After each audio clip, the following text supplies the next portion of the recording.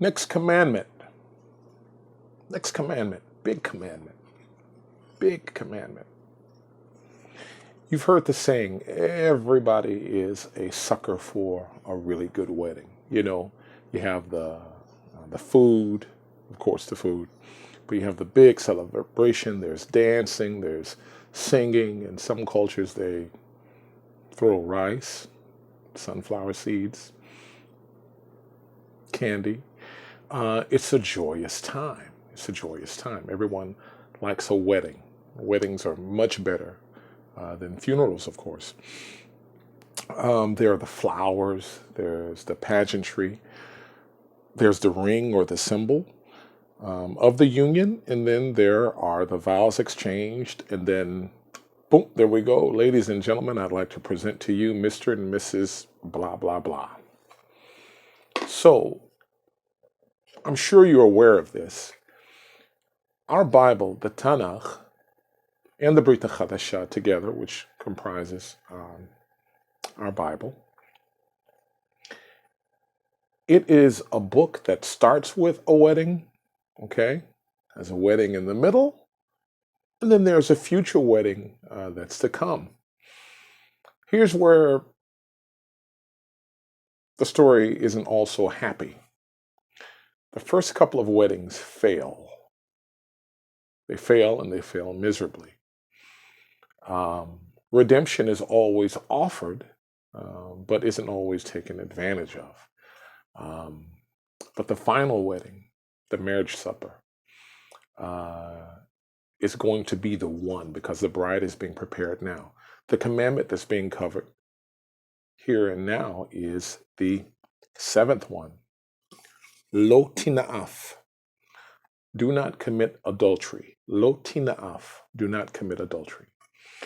So once again, as I mentioned from when I saw you for the last commandment, this by no means is an exhaustive coverage of this commandment, as I want to make each one of these videos covering the commandments the smallest amount of time as possible, so as to not only keep your attention, but not to give you so much information that it's hard to keep up with and digest it all.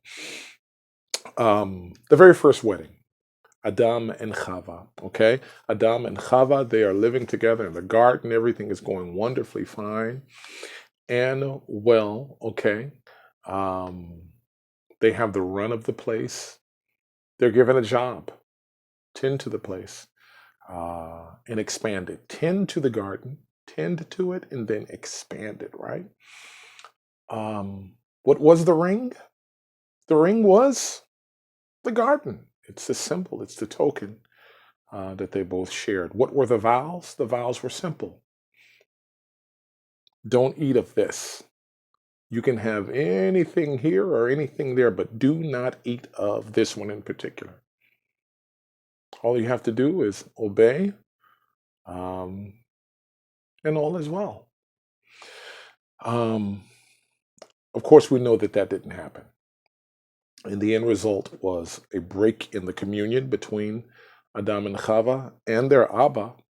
But notice, or recall if you can, the question that the Most High, Yehovah, Yud-He, Waw-He, asked. He said, "Where are you?" as he's walking in the cool of the day, looking for the normal, loving talk that he would have with his children. It's not as if he didn't know where they were, but he asks the question, and he uses a word in ancient Hebrew that's no longer even used as a question word anymore. He didn't say Eifo atem, or he didn't say Le'an atem holchim or Le'an atem halchu. He said Eicha, Aicha. Where are you, right? What's significant about that word is that the very book that we call Lamentations is called Eicha, the same question word that the Most High used in order to ask, "Where are you?"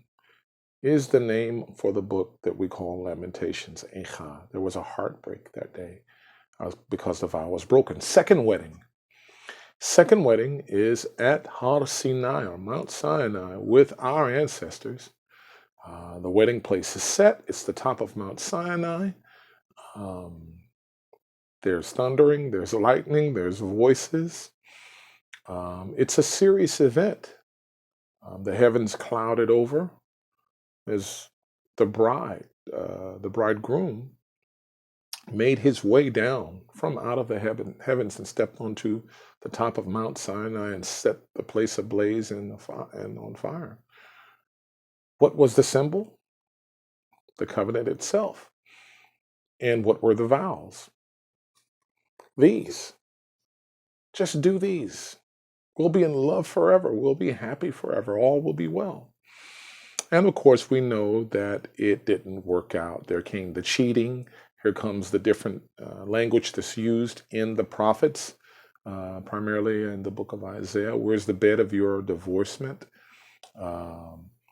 Hosea, the prophet, had to actually go and get his own wife out of the bed of other men and keep bringing her back home as a symbol that the Most High used to show his love for Israel, that you keep cheating on me, you keep cheating on me.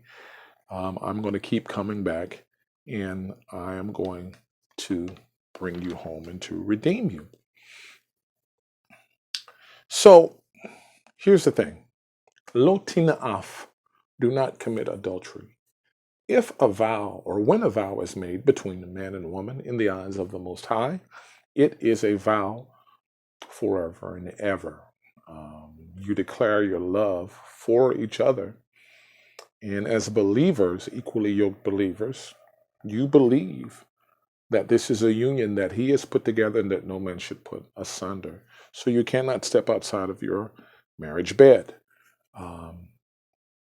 There are rules, of course, in the Torah that's also reflected in the book of Romans in the Brit Hadashah, where Paul the Apostle talks to, as he terms it, I am speaking to those who know the law, so that so long as a man lives, a woman is bound by the law of her husband. Only she can marry only if he passes away. And for him, vice versa. You are bound by those vows of fidelity. Cheating hurts. Cheating is a betrayal on the deepest level because there is an intimacy and a relationship, aspects of that relationship that belong solely to husband and wife and should not be shared with anyone else. They cleave together or cling together and they become one flesh. One flesh. So during the time of Moshe, as Yeshua mentions in the Brit Hadashah, people were allowed, or men were allowed to put their wives away, which when you think about it, even today it still goes on in the Orthodox communities in the European Jewish world. It's called a get, which is a bill of divorce, to where this guy decides he doesn't want her anymore for whatever reason, and he puts her away in some small studio apartment in some depressing neighborhood somewhere, and he's 72 or 73, and he goes out and finds him an 18-year-old, and gets married again. Yeshua called it out and said, Noefet, you are a Noef, or a Noefet, you are an adulterer if you do this. You make the vow, it's for a lifetime. Our earthly relationship and our marriages are a microcosm of the greater and the bigger picture with respect to our relationship to our Elohim, So the only grounds offered for breaking that marriage union is infidelity on the part of either party. Beyond that, you have to work it out. It's a different thing when someone is being abused, if the woman is being beaten, or it might sound strange, but if the guy is getting beaten up as well, it's a tough situation. Life, I would always tell people, in my personal opinion, and in dealing with the pattern that the Torah gives, when life is in danger or when life must be preserved, it is typically the thing that trumps, sorry, that trumps um, the rule. David, for example, being hungry with his men, went into the temple and ate bread that was only to be for the priests. And he was without fault. Why? Because he was hungry unto death. Life came first. Um, there are numerous examples of, even though it's not necessarily tied directly to adultery, the priests had to work, physical, heavy work of offerings every day, even Shabbat. Physical, tough work, because life came first.